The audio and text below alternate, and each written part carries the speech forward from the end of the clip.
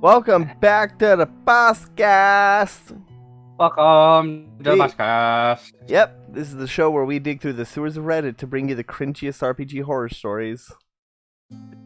Yeah. We got quite a few interesting ones that we totally didn't just wake up half an hour ago and frantically search for. There's a lot of good ones Totally. this week. We're professionals. Do you want to go first? Or do you want me to go first? I'll go first. Do you want the politics one or the not politics one? Let's save the politics ones for last. Alright, we'll go for the NSFW one then. Hell yeah. Okay. Woo! This is post titled "A One-Shot with Players Trying to Get a player, Attention Went Completely South." Slightly NSFW. But posted by user Ida's Little Corner with 34 upvotes. A day ago. Nice. So like the 21st. Let me get the oatmeal out of my throat. Why were you eating oatmeal? I'm hungry. And we don't have any bread. Oh, that's fair. I can't make toast. All toast is toast. Yeah. Okay. I've never posted anything on Reddit before, but I thought I could throw myself out there for this specific story that happened to me not so long ago. I'd like to give a warning for explicit content, NSFW, even though they're minor compared to what I've seen on Reddit. Anyway, here's the warning for it at least. Context. English isn't my native language, so just bear with me through this post. Secondly, I'm a female with a deep casual voice, at least deeper than most females would have. It's an important point for the story. Thirdly, I've been playing D&D for the last 2 years now with an amazing group over Discord, and I can't thank them enough for teaching me how D&D works. This story, however, isn't about this group. More precisely, a one-shot done by a completely different group. I've been part of different D&D servers on Discord for some time now, and I talk with different people through these servers. I become acquaintances with some of them over our mutual interest in D&D and Baldur's Gate 3, the D&D video game. That was me adding that bit. Yeah. I played Baldur's Gate for the PlayStation 2. Our mutual interest in Dungeons & Dragons and Dungeons & Dragons. One day, while being in a voice chat with a friend, I'll call him Jim, not his real name, you know, he told me that a friend of his was going to run a one-shot with him and some friends. Jim asked me if I wanted to join, and since I haven't done a one-shot with another group before, I thought, sure, why not? I get invited into the server they use for the sessions, and I started to talk with the people there. Mind you, this is a server of 6 guys, and I was the only girl in there at the moment. Didn't think too much of it at the beginning. Also, not all the guys were part of the one-shot. It was me, Jim, and 3 guys plus the DM. Just to make sure that people are following who I'm talking about, I'm gonna give these guys fake names as well. We've got Jim. We've met him before. He's a paladin. Nice. Ian, the DM. Will, a rogue. They accidentally spelt rouge, but I'm not gonna read out the typo. Read it rouge. In the story. Read it rouge so I can imagine it as a sexy bat. I'm kidding. A rogue. Of heart? Oh, it's you in the story. Wait, really? No. Yeah. Trevor, a bard, and Damon, a cleric. Now, Damon was a cool guy just from the interactions I had with him. Nothing to complain about when it came to him. Same goes for Jim. Overall, a cool guy, though I thought it couldn't hurt joining when he offered the spot. Will, Trevor, and Ian, on the other hand, were a handful. So I get introduced to the guys, and we talk in the chat and come up with backstory ideas. Ian suggested that we get into the VC just to chill, so they get to know me better. All of them were friends before, but I didn't mind that. We all agreed, and I joined them in the VC. All of the guys joined the VC, and they started chatting before I joined. I joined and unmuted myself, and I'm not even kidding, I could hear how some of the guys' voice dropped once I started talking. It's not the first time people have been thrown off by how my voice sounds, but I don't mind. I could hear that they, Ian, Will, and Trevor, tried to act cool in the VC, even though I could hear they were surprised to hear my voice. Remember, she has a deep voice. What? Where was I? Deep All right. voice. We chatted for an hour or two, throwing out ideas for the characters and everything, and overall it was fun talking with them. After I went off the VC, I received private DMs from Ian, Will, and Trevor during the evening, and they wanted to chat in DMs. I personally don't mind this in general, since I'm used to talking with new people as a mod on some servers. Up until the one-shot, 2 weeks after the first VC because of everyone's schedule, all three of the guys texted me anything about D&D, but this slowly started to go in the direction of other topics like other hobbies and other personal stuff. I normally don't open up to people easily, so it was more of them talking about personal stuff, which I don't mind. They wanted to get to know me better one-on-one in DMs, and I wouldn't give too much details out of habit. They would ask me to join VCs in the server to discuss ideas before the sessions, but the conversations would quickly turn to other topics since they wanted to talk to me about different stuff.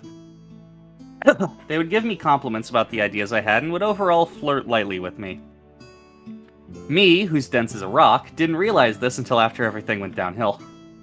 During one of these VCs, I blurted out I had a YouTube channel where I make some content for fun. Bad decision on my part, but it's whatever. And these guys could check this out. Important point to the story. And then it's the day of the one-shot, and we met up in the VC for the session. I decided to go with a human female barbarian because I was more used to the barbarian mechanics. And because I'm a basic bitch, I know. We got to the start of the session with all the characters at level 10, which was neat. That's nice. I like a nice high-level one-shot. Oh, nice. I do too. I really want to run a high-level one-shot one day. Yeah. Maybe one day when, like, Gunmetal's sick and we can't really do, like, a full session, we'll just do, like, a level 20 one-shot. Yeah, I'd probably make it, like, level 15 or 16.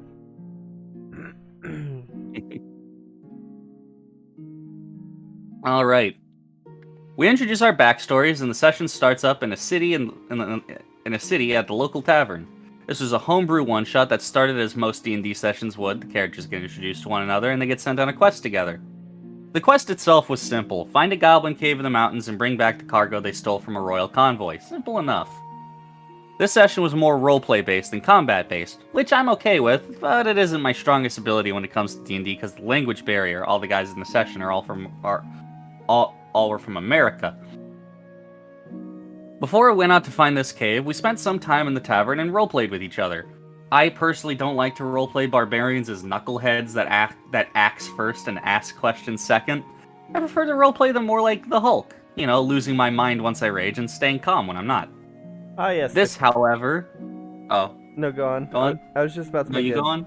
I was just about to make a joke. Okay. Make your joke? No, Make your joke? Time's passed. Make a joke? Ah, yes. Tell me a funny joke? Ah, yes. The Credible Hulk.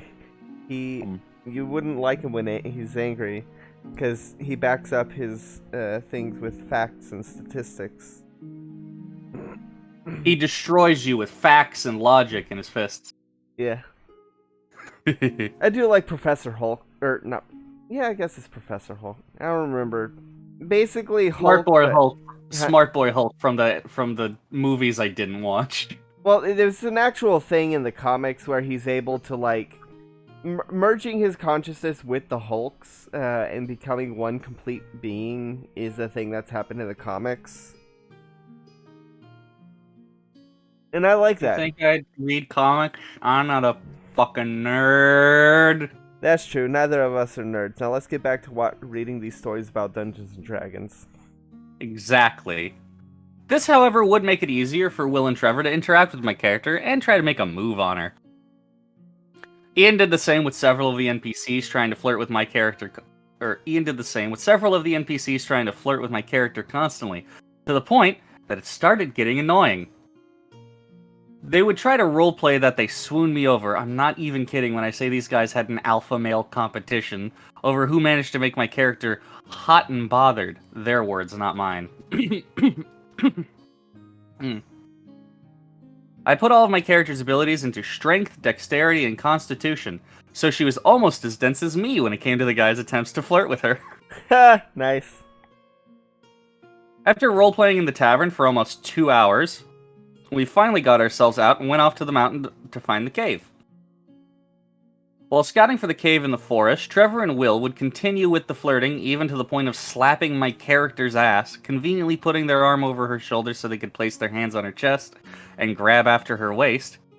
I decided to do an intimidation check to get the guys to cut it out, since I wanted to focus on the scouting with Jim and Damon. Luckily, I rolled a 20, which intimidated them, and we went on our way. Now, I'm not a big fan of rolling intimidations and such against player characters. I think it's warranted here. It is warranted here, but just it has its place, but in general, I'm not very for it. Yeah, usually the only time I really use charisma checks against other players is whenever like one player isn't sure whether or not another is lying. I'll have the one who may or may not be lying roll a d20 and add either roll a d20, making sure to set it so only the DM can see. And having them add either their charisma or their deception check based on whether or not they're lying, but not say which one they choose. Yeah. Personally, what I would have done in this situation was tell them to instead knock of it off. Well, for that also, but in character, instead of an intimidation save or check, I would punch him. Yeah, after the ass unarmed slap, attack. Yeah, unarmed attack. After the ass slap, I probably would have punched them in response because you know that's the kind of thing that a barbarian would do. Yeah, it won't do a lot of damage, but it's still strength +1. So since this is a level 10 barbarian, I'm going to assume it would deal 5 to 6 damage. Yeah, not a lot, but enough to get them to shut the fuck up. Yeah, it's not like an axe swing where it could take potentially up to 20 if you're powerful enough. Yeah. But it's still enough to be like, ow, fuck, that hurt. Yeah, just backhand them. Anyway, after some searching, we found the cave and headed inside, and everything seemed to go well until we found the nest of goblins. Again, Will and Trevor would continue the competition by seeing who managed to kill the most goblins and show off in front of my character. They'd constantly get in the way of me, Damon, and Jim. After an hour or so with combats, I'll give these guys credits for being efficient with their turns, I'll give them that. We managed to clean out the cave for goblins and started to grab the cargo. As we were doing this, a group of NPC adventurers arrived in the cave, which resulted in another fight. I do. Long story short, go on. I will say I am a fan of rival adventurers who have the same class, like the same classes and the same races, but just mixed around. I had that in my first campaign. Maybe different subclasses. Yeah. In my first campaign, the players were a human monk, a half-elf bard, and a dragonborn rogue. In the rival adventuring group, there was the dragonborn bard, the half-elf monk, and the human rogue. Fun. Yeah. That dragonborn bard ended up becoming is that the usurper king? No, it's actually the prince whose father was killed by the usurper king. I see. Yeah. Alright. Long story short, my character ended up with a high exhaustion level to the point that she couldn't move. Will and Trevor were fighting over who was going to carry my character out of the cave, and it became so heated that it turned to PvP. Jesus Christ. Will ended up winning the PvP, and now Trevor was lying on the ground as well. In-game, my character got so pissed at them for wasting our time that I just said flat out that Damon was going to carry me down the mountain. This ended up with Will getting pissed at Damon, but he couldn't do anything since he had to carry Trevor instead. We get down to the city again with the cargo and got our reward. We ended the session in the tavern after a long rest, so I was able to move on my own again. We roleplayed our celebration of a well-done quest, and it seemed to go well, until Ian decided to make it creepy. A group of orc adventurer NPCs entered the tavern, and these orcs had their eyes on my character. They tried to approach me while I was at the bar, and Ian started to roleplay the orcs to become uncomfortably touchy. Ew. Will and Trevor started to feel a certain way about this, and it resulted in a tavern brawl. While the tavern brawl was going on, Ian roleplayed one of the orcs who attempted to have his way with my character, but she managed to get out of the hold he had on her and join the brawl. Surprisingly enough, Will lost all of his HP because of some really bad rolls, and he failed his death saving throws as well. So Will's die. Ha! Nice. The others were close to 0 as well, but managed to survive. With the exception of Will, we finished up the session after 7 hours of playing D&D. Jesus. I told them it was starting to get late for me since I lived in a different time zone, and I just wanted to hop off once the session was done. Now, I can get over the flirting and the stupid attempts the guys had, and also Ian's attempts with the orcs. But nothing could prepare me for what I would discover the next day.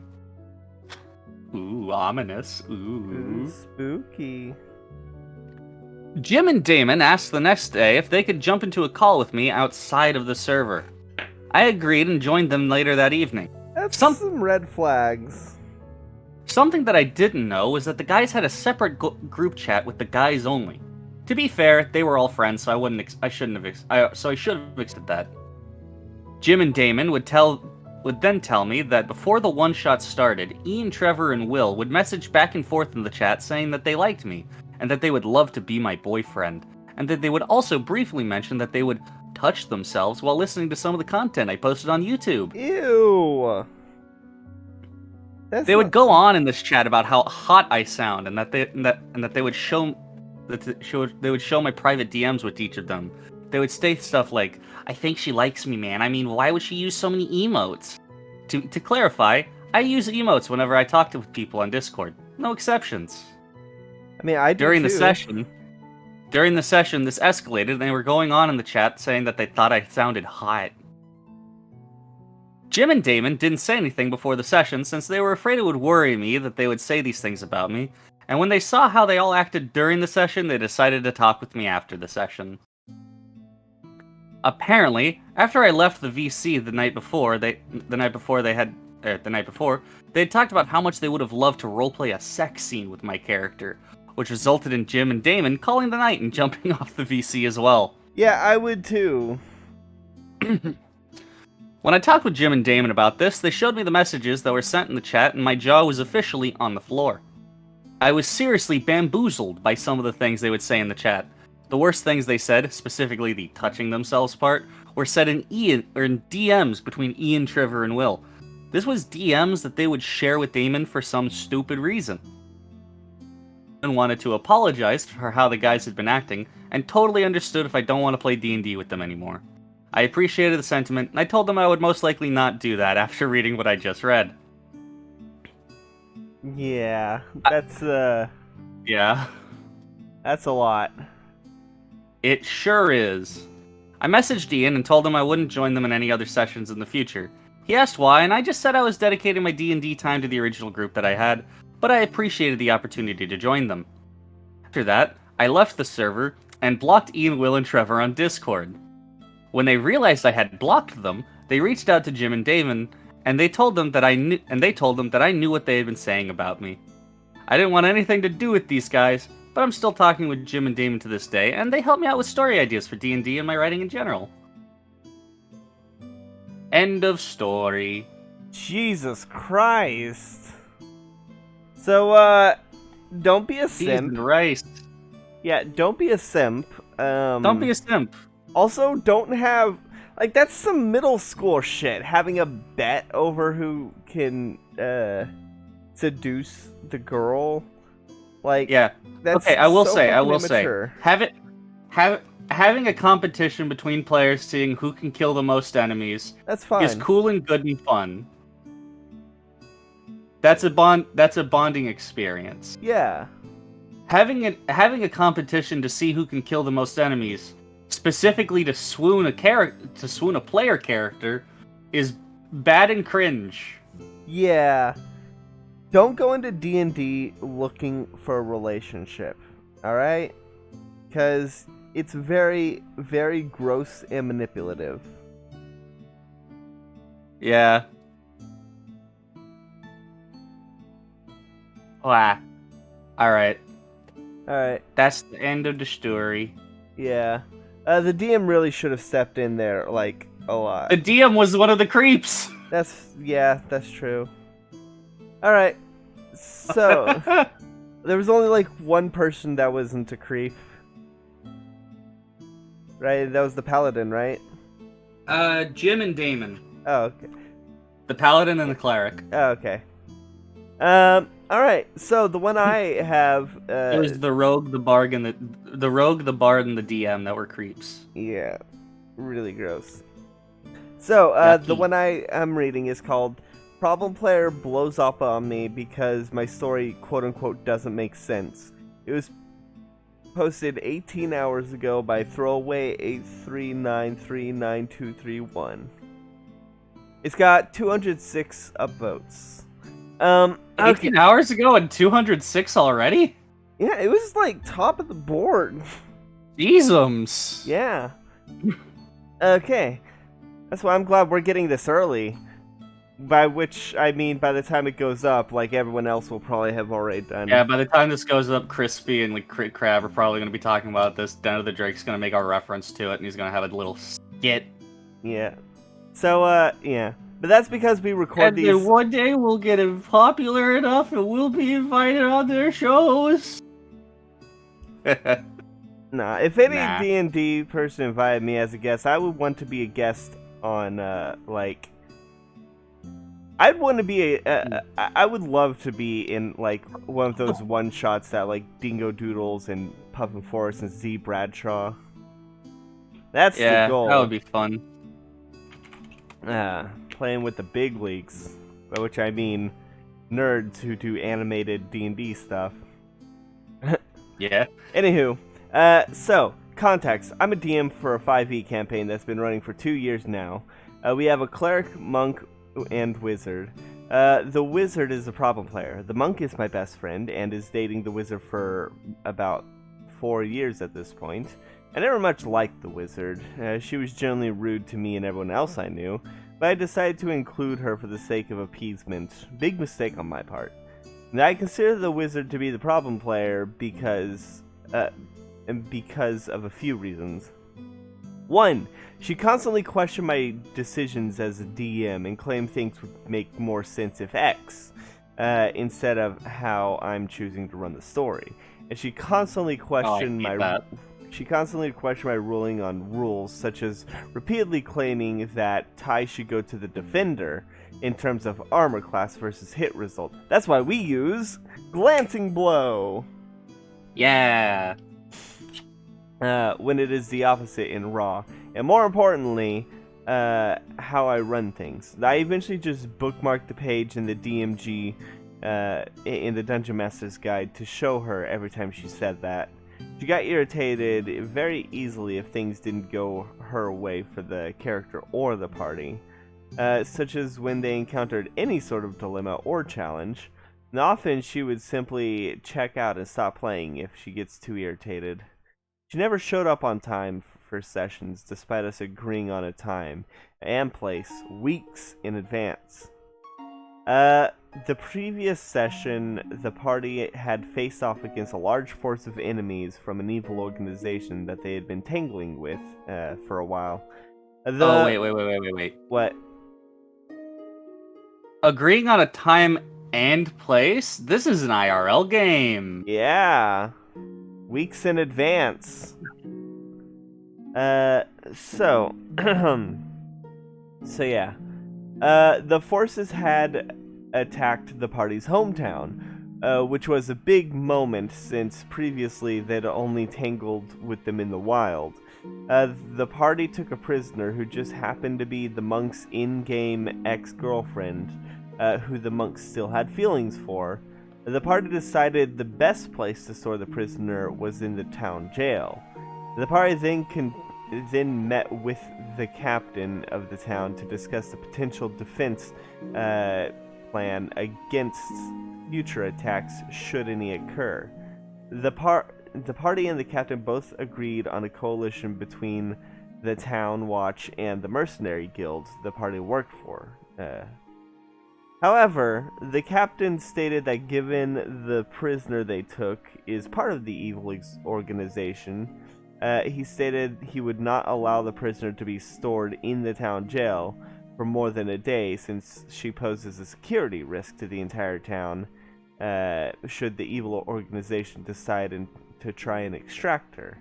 The party would either have to execute her or find somewhere else to keep her.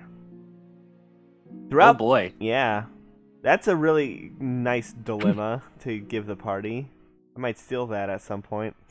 Kill your ex. Throughout the session, the wizard had been getting progressively more and more irritated as she tended to. One particularly telling moment was when the monk had to cook lunch for the wizard, and the wizard took a few bites and rudely stated that it was dry and over-seasoned. But apparently, this was the final straw for her. She began to raise her voice at me and eventually started yelling at me, claiming that my story didn't make any sense because given the guard captain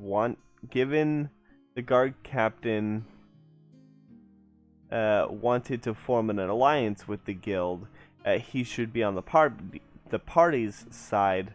About everything. Yes, about everything. Now, I replied that just because he wanted to be allies doesn't mean he'll blindly accept everything the party wants, and that his primary goal is the safety of the town. She claimed that I was just arbitrarily putting up insurmountable wall in front of the party since there was no obvious solution to the problem of storing the prisoner. The cleric, total sweetheart, but knows when and how to stand up to people, replied that that's often how life works. Normally I wouldn't let the players see behind the curtain, but perhaps to calm the wizard down, I told her that there was a lead on a potential solution literally around the corner, which is true. I did have that planned, and if she had been patient for about 5 minutes, the party would have gotten the lead. However, this was not good enough for her. She simply said, "Nah, fuck this game. This is bullshit. I quit. Play without me." And then she left the table and sat down on the couch, staring daggers at all of us. Now, however, given that there were only 2 players in the campaign, I decided that wasn't an option and called the session quits there. And I packed up and I left. I DM at the monk's place. Later, I come to find that this was enough for Monk to go on a break from dating Wizard. They had been having issues for a while, and apparently this was the final straw. This break eventually was finalized with a full breakup. Wizard has since been booted out of the campaign, good riddance, and we have since replaced her with a much nicer player who's playing a paladin. TLDR, problem player goes off on me for her perception that the story doesn't make any sense, gets broken up with by her partner, and booted from the campaign. I love a happy ending. Love a happy ending. Yep. Yeah, Usually our moral is don't be an asshole, but the moral for this story is don't be a bitch. Yeah. Like, don't be entitled. Alright? If you want to play a game where everything's easy, then play Skyrim. Like, if you want to play a game where you're the main character, play a video game, not a tabletop RPG. Because you're not the only main character in a tabletop. Yeah, tabletops you are are a a collaborative group story. of main characters. Exactly. A tabletop RPG isn't a solo campaign; it's an ensemble story. Yeah, you are but one of many multiple one of many main characters, including the DM. Yes, the DM is allowed to have fun too. If you derive fun by completely derailing the campaign and being murder hobos, that's not fun for the DM usually. I say usually because sometimes there's DMs that are like super prepared for that kind of shit. Because they're also murder hobos. Yeah. But don't shit on the DM's story, because that is a real dick move. Like, Yeah. unless it's an actually bad story, like the airship, or the DM that didn't prepare anything. Yeah, just because you don't like the decision, this one decision that the DM has made of uh don't keep that uh don't Don't, keep a member of an enemy faction in our town because maybe the enemy faction will come back. yeah, a reasonable concern. Yeah. Because A, they might assault the town to try and get her back, or B, she might get some information while she's in town and escape. There's a lot of security risks in capturing an enemy. Exactly. You've got to send warnings that if they try anything, you'll kill them. Yeah, and put a bag And by over their them, head. I mean the hostage. Yeah. But then they You need also to might be you need to send them a note made out of cut out bits of a book, so that you can have a bunch of letters that have no handwriting to tie it back to you. cut it out from the wizard's spell book. Just like wizards, like, all right, time to prepare fireball, and then you just turn the page and there's just holes in it. Yeah. That's pretty much all we can say about that story. It's just the entitlement. Like, you are not entitled to you're not entitled for the campaign to be just a quick jaunt through a forest, kill some goblins, end of story. Because, that wouldn't be a satisfying story. A satisfying story has obstacles. There's not always going to be easy solution. There might be situations with no right answer. Yeah. And it's overcoming those hurdles that actually make a story worth it. A friend of mine just sent me something amazing. Oh, neat. Share it after the stream. Or after All the right. recording. Yeah. Okay. Now on to my final story. But not the final story. Yes. I've been doing this thing where I squeeze my eyes and I rumble my ears, and it's disruptive. Yeah. My back is itchy, like, right between the shoulder blades. Like, right on the spine between the shoulder blades. You know, that part that's hard to reach. Yeah, I can reach it, though. I can, too, with a little bit of difficulty. But not enough to, like, do a full-on scratch. Oh, I can. I'm limber. Nice. I can do that thing where I can, hook my hands behind my back. Oh, I can.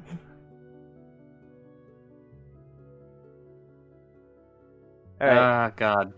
I need to, go to the clinic and see if this is, a thing. Anyway. Here we have, the next story is Extremist Bros can't keep politics out of game and finally get boot. Posted 5 days ago by user Murasame831 with 302 upvotes. Nice. I've been playing and DMing long enough to have been a horror story many times before finally coming to my own as a DM. I'm in my 40s and have been role-playing / DMing in various games since I was 20. And these two brother extremist incels have been in almost every one of my games.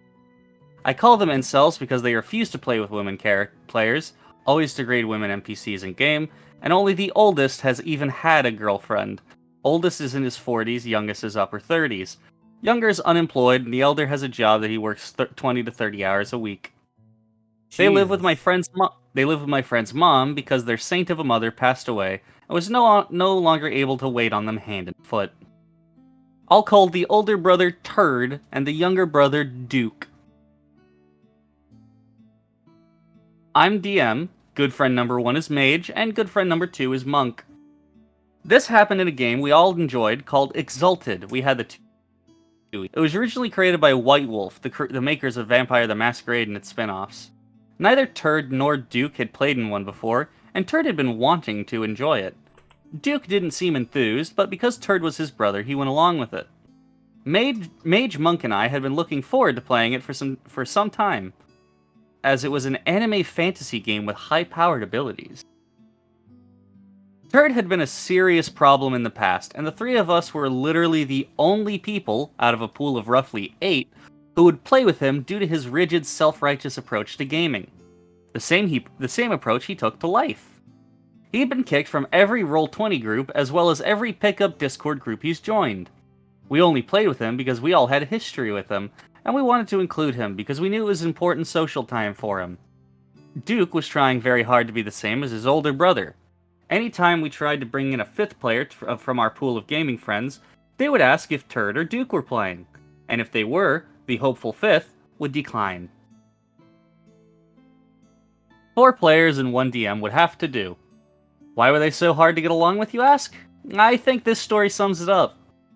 We're on session 0, getting to know the world and getting backstory set. I've created a conglomerate of city-states called the Union of Kogama, a hero from the timeline of the Exalted campaign I built. Turd was so upset with the name that he began berating me for choosing that title. His right-wing fundamentalist background was insulted. He chose a sniper archer, his go-to class and specialist trait, who was secretly about the destruction of the Union. When asked why, he simply told me I should already know. He's a Union buster. Oh, Not that gross. kind of... Okay. Gross. It's not that kind of union. This is not a workers' union. This is a union of city-states. Yeah, this is a governmental body. That's gonna make things worse, because then he's gonna be like, oh, like the Civil War. That's even better. I get to kill Union. Oh, goodness. I get Okay, no worries. I could play with that, and it would make for a good story down the line a bit. Duke then declared his character felt the same way. Sure, no problem. Let's roll with it. On to the stats and character building. In White Wolf, one can take flaws to gain extra character creation points. Because of this, I limited the amount of flaws they could take to 10 points. If I hadn't, they, Turd and Duke, would have loaded up on food restrictions so that they could buy all the insane powers they wanted at the beginning of the game. I'm a fan of growing into characters who have massive powers, not starting with massive powers. Agreed. Mage and Monk both play as characters who think the Union's great and has brought peace to an otherwise war-torn area. Turd and Duke immediately start berating the other players for their choices, saying the Union was all about controlling your actions and forcing you to accept their way and pay their taxes so they can take it all for themselves. I calm the 2 incels down and ask Duke what his backstory is, and why he hates the Union. He tells me his character has total amnesia and doesn't remember. He just hates them. He took the maximum amnesia flaw so he could buy a power he wanted. I asked how he even knew about the Union if he had total amnesia, and he said the Union soldiers had found him and had taken him in and trained him to be their weapon. He too was a sniper archer, just like his brother. He has no original bones in his body. Gross. I asked how he even knew about... Oh, wait, no. I asked why he would hate the very nation that might have saved his life. He said it was up to me. He just knew he couldn't stand hearing the name. That's not how that works. Yeah. As we ended session 0, we looked on the group. Mage and Monk both had a few reasonable flaws for their characters. Mage was OCD about his spells and materials. Monk was a vegan and had a serious code he had to follow or risk losing a god's blessing and the power said God had granted. While Turd and Duke had flaws that seemed to be nothing more than a way to buy powers. Okay, no problem. Turd's character was missing a finger, a toe, an ear, couldn't read, and had a hard time with his temper. Duke had total amnesia, didn't write a name down as he'd forgotten it in character, couldn't eat a specific type of meat or a specific type of vegetable, and had forgotten why. Make them allergic to shellfish. Maybe. Make them deathly allergic to beef. Session 1's about to begin. I arrived a little early to gather my notes and get prepared for the game. Duke and Turd were already at Mage's house, where we played, when I got there. As I was getting ready, they both began to argue with me over the name of the Union. They wanted me to change it because they had an out-of-character problem with it, would not be able to enjoy the game if it remained. I asked them what they think would be a better name. They said Kingdom, United States, the Collective, anything but Union. I told them I would be calling the place the UK for short if that helped. They said it was worse. I asked why it was such a problem for them to play in a fictitious land with a fictitious country called the Union. Honestly, I would have been fine changing the name, but I wanted to know why it was so bad. They told me I should know that it was because unions have destroyed our economy, have ruined our jobs, and take advantage of hard-working folk and take money out of people's paychecks for dues that accomplish nothing for the workers, and only put money in the hands of the union leaders. Unions have accomplished a lot for workers. They're the reason why we have safety they're the reasons why OSHA exists. They're the reason why we have 5-day work weeks instead of 7-day work weeks. They're the reason why we have 8-hour work days instead of 16-hour work days. They're the reason why we have a 40-hour work week instead of 150. Yeah. Yeah, unions have done so much. The people who have a vested interest in getting rid of unions are the people that are underpaying you and forcing you to be they're underpaying you, overworking you, and cutting corners primarily in terms of safety, usually. And they have a vested interest in you being angry at the people that would get them to stop forcing you through those conditions. Yeah, don't forget, these guys are right-wing fundamentalists, so they're stupid. Right. You can't logic someone out of a situation they didn't logic themselves into. Yep. Alright. We got into an argument about how the word union was used in the game I made, and how my using it as the name of a country of origin triggered them. By this time, Monk, who had arrived mid-explanation by Turd and Duke, and Mage were both in on the argument. I asked why I should have to change the name simply because they couldn't help bringing their personal politics into the game. Mage and Monk were fine with the name, they said, and Turd and Duke needed to get over themselves. Both Mage and Monk were tired of how Turd and Duke would argue every point to get their way, and that I shouldn't have to change a harmless name because it triggered their political brains to begin arguing.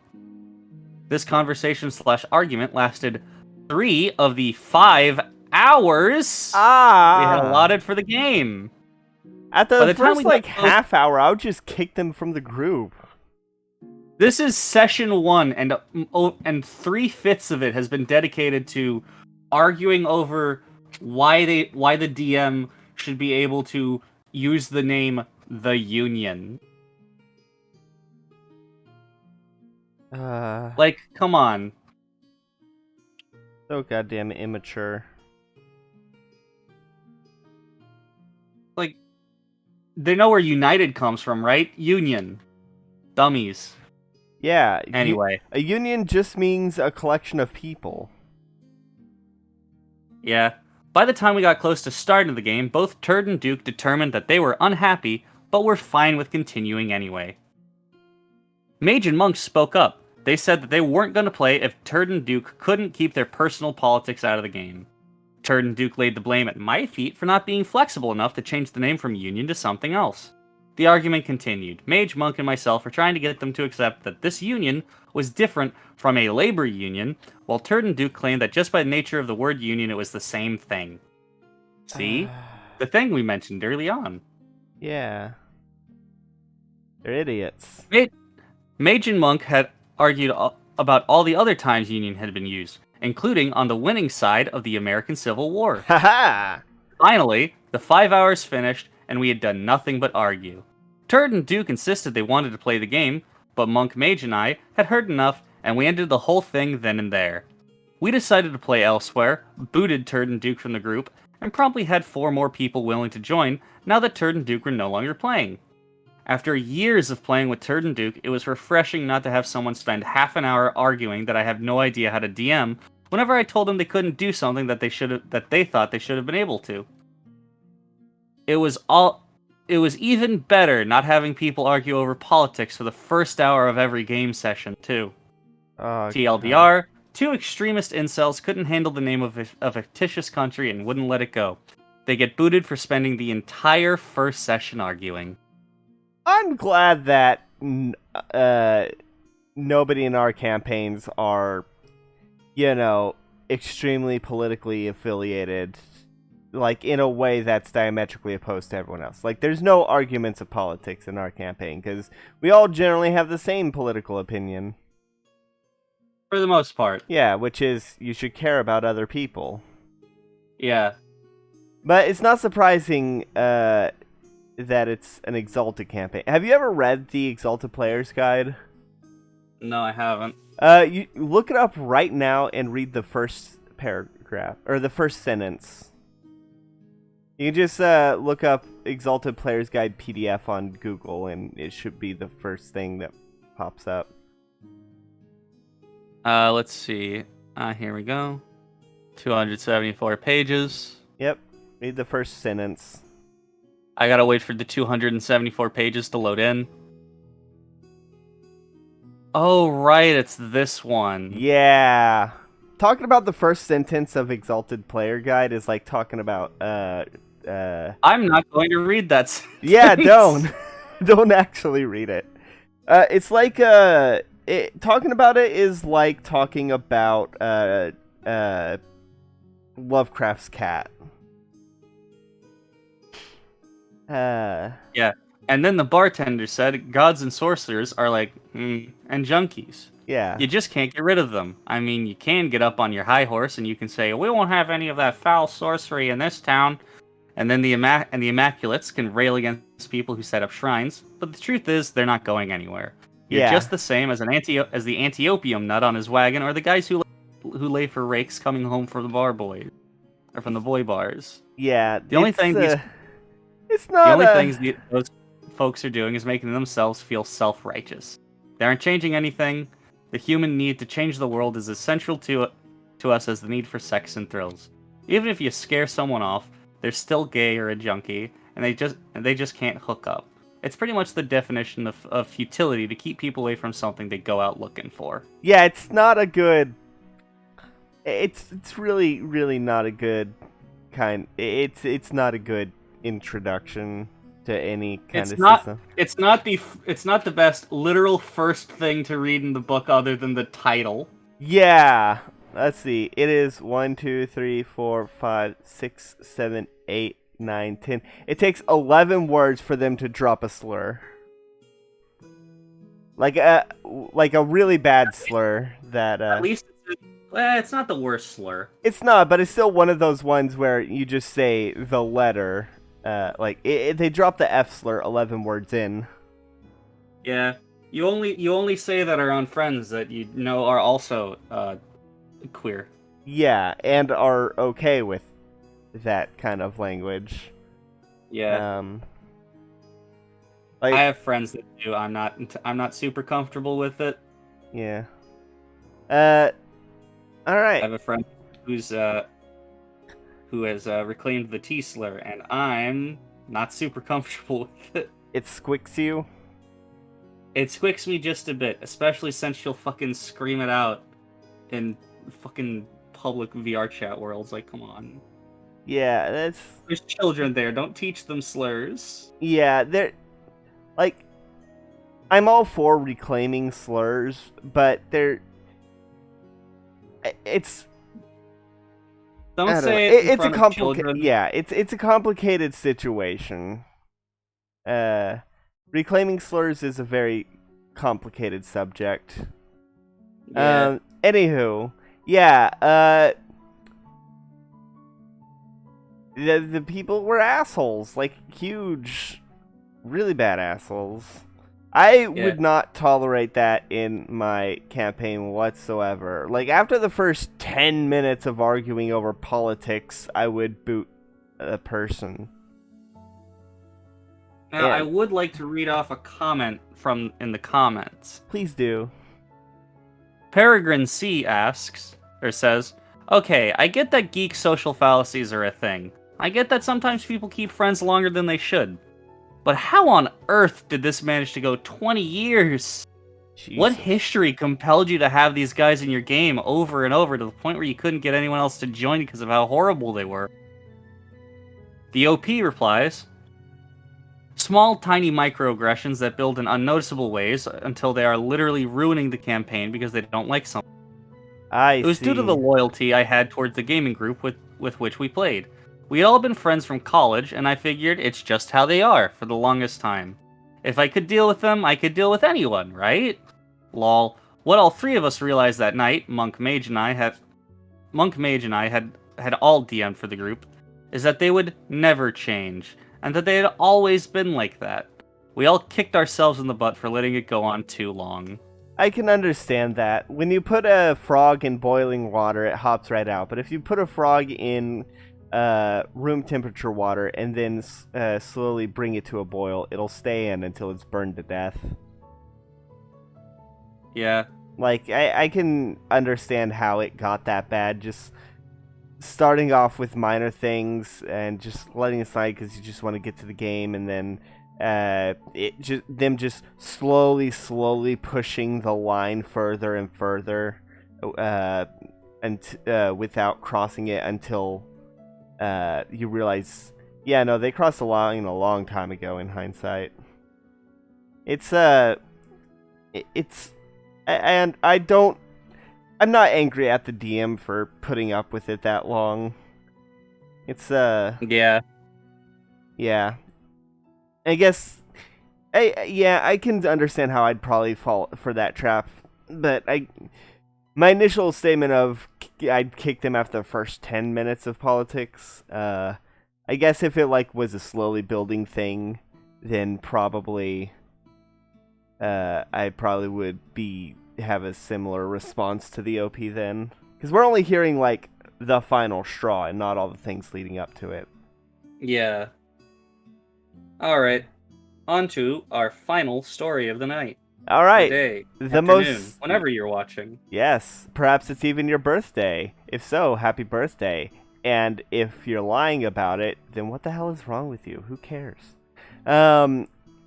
So this one's called The Most Broken Character Submission Ever. It was posted 5 days ago by Drboniville 2, and it has 43 upvotes, which is a lot for this subreddit, let's be honest. Yeah. I'm surprised this subreddit is really not more active considering how popular it is on YouTube. I know, right? So weird. Okay, so in 2018 or so, I had open submissions for Mutants and Masterminds game I was running, and at least 2 people chose to PM me their characters instead of submitting it in the thread. Now, I'm suspicious of stuff like this. Seems like a way to circumvent the process and get an in with the GM. But boy, did it not work in this case. Keep in mind that for this, I warned players that though I was an amateur DM, I knew how to build characters plenty, so they weren't going to be able to sneak stuff by me. A guy PMs me this character saying that he had to cut her down to fit my campaign requirements. PL 9 to 135 points, PL 8 150 points, about starter but pretty good hero levels. Making and quote unquote making these cuts hurt, he says. So right away, he's obviously in love with his character. Now that this is badly written... note that this is badly written, even if you do know what the system is. But I'll elaborate on why it's broken. Okay, the stats. Strength, 6. A lot of stats. Yeah, Strength 6, Stamina 6, Dexterity 0, Agility 8, Fighting 0, Intellect -3, Awareness -3, Presence -3. Skills, 13 PP, Acrobatics 10, 18, Close Combat, Blade 5, Expertise, Swordman 4, 1, Perception 6, 3, Limited Auditory and Olfactory, Persuasion 2, -1, Stealth 5, 13. It's a lot. Immortality, It's a lot. 1. I'm just going to go through and note the ones that are absurd, that are exceptionally absurd. Knows English and Japanese. Languages 1, English and Japanese. Quick draw skill mastery, stealth. Other effects based on mental state or condition, but not resisted by will, are +5. Physiology, speed 1, senses 2. It gets worse when we look at their humble treasures. In their treasures, they've got Shadow of the Dawn's First Light, which is very absurd. They've got improved critical effects. Sun's Fury. Okay. Anywho, basically a lot of shit. So if you're unfilled, Midnight Blade. yeah, they basically got Quirk 0 does not impact will saves against the sword. Anywho, if you're unfamiliar with Monsters and Masterminds, let me tell you why this is the most broken build ever. First of all, it's got -3 to all mental stats, a huge point saving at the cost of making the character a person, but some invented quote-unquote benefit to give a +5 circumstance bonus. This is not in the rulebook, and it looks like they're just trying to counteract said low stats. Fighting 0 with all their combat in sword, meaning they're min-maxing, planning to never use another attack. An immunity to all will effects, mental attacks, or ones that tend to affect characters with low mental abilities. The character has a +5 to hit, but a +11 to damage, which is a pretty big disparity, meaning they won't hit as much, but they will crush things when they strike. The attacks where all things get bad, though. This isn't effectively an array. Mutants and Masterminds allows you to use a core power, and then others as alternate effects, like how Superman can use heat vision or freeze breath, for example, costing only 1 point each for each additional power. But within, you can see jacked up damage affecting every single save a character has. +11 damage with a secondary effect, scoring the damage on the next turn as well, and then allows them to be invisible during combat. I think, again, they've invented a flaw that quote-unquote prevents stealth in normal circumstances, which I think means outside of fighting. If it's an area effect with another inventive flaw for a 180 arc only. Only 180 degrees. You know, it's only an arc of 180 degrees. You know? Yeah. To make it cheaper but barely less effective. In case an opponent can dodge as well. Another is a range damage effect. The rest are melee. One is low damage, high accuracy, to counter the aforementioned +5, +11 disparity, just in case accuracy is needed. The Midnight Blade, let's see what the Midnight Blade does, because that's one of the things we skimmed over.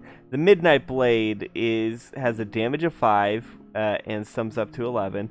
An alternate resistance, will, 11, affects objects. Incurable! Jesus Christ. Cut Soul.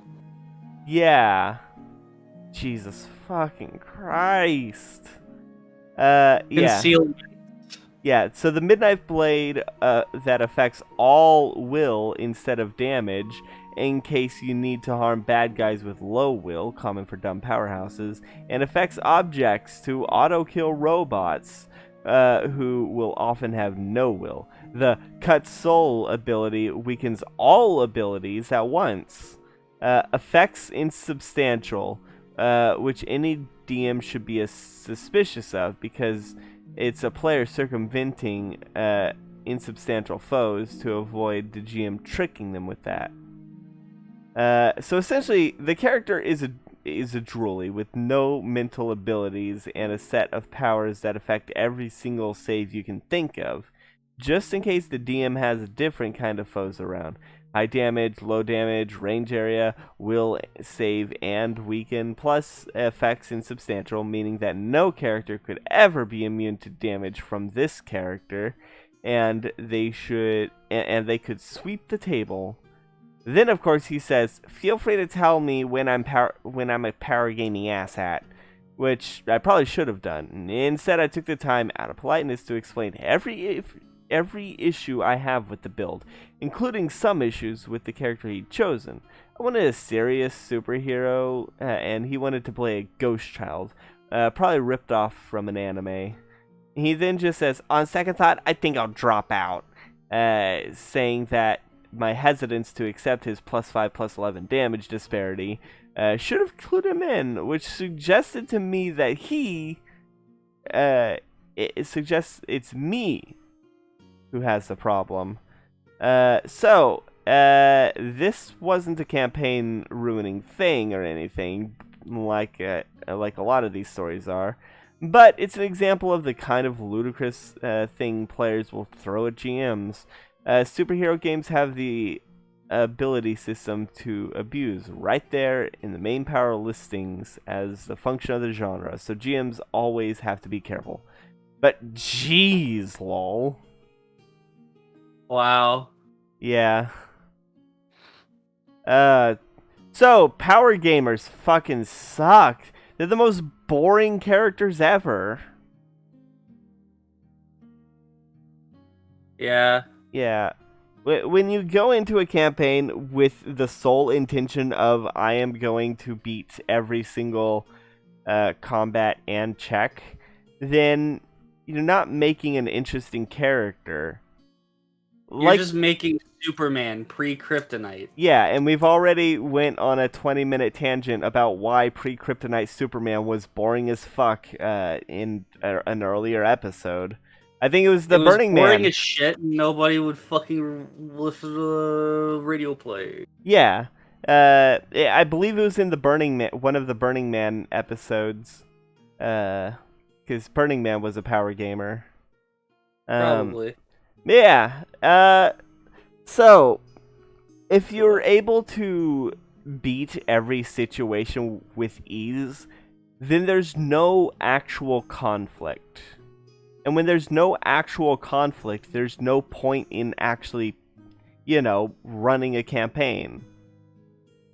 Because it's like going through a game with God mode on. It's like, sure, it's fun for a little bit, but after a point, you get bored. Exactly.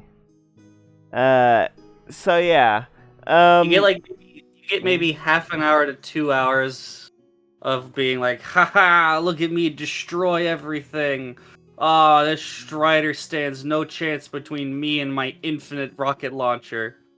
And then after the fifth Strider that you've spawned in, you're like, Yeah.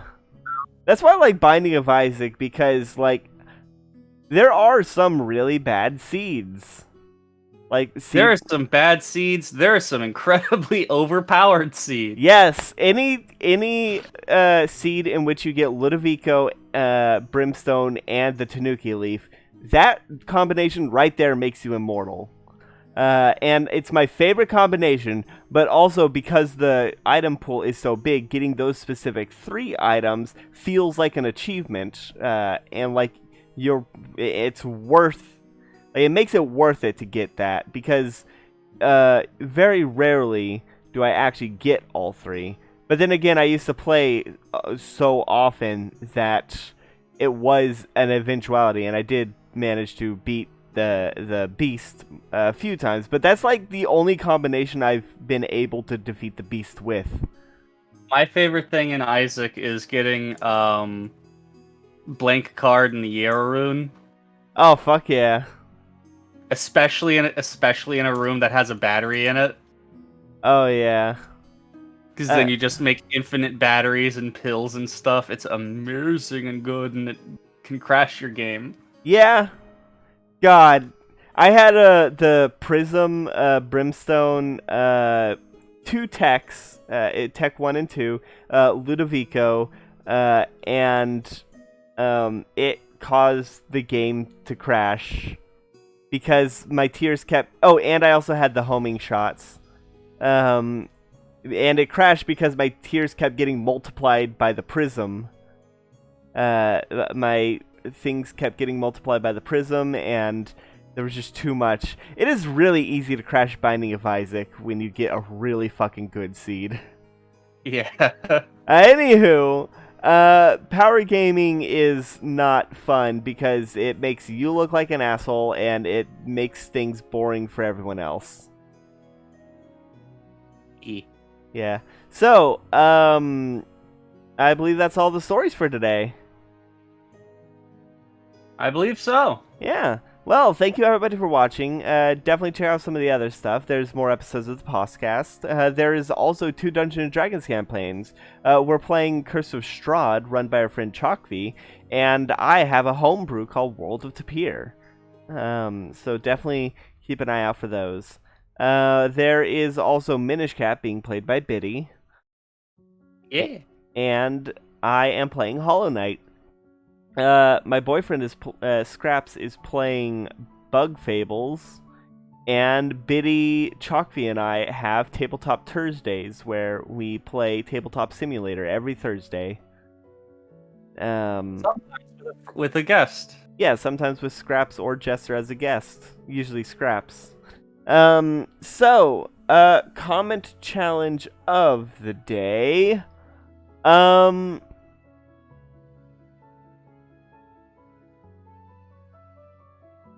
Oh god, I'm really having trouble thinking of something. I'm getting a quick little phone call. Hold on. Alright.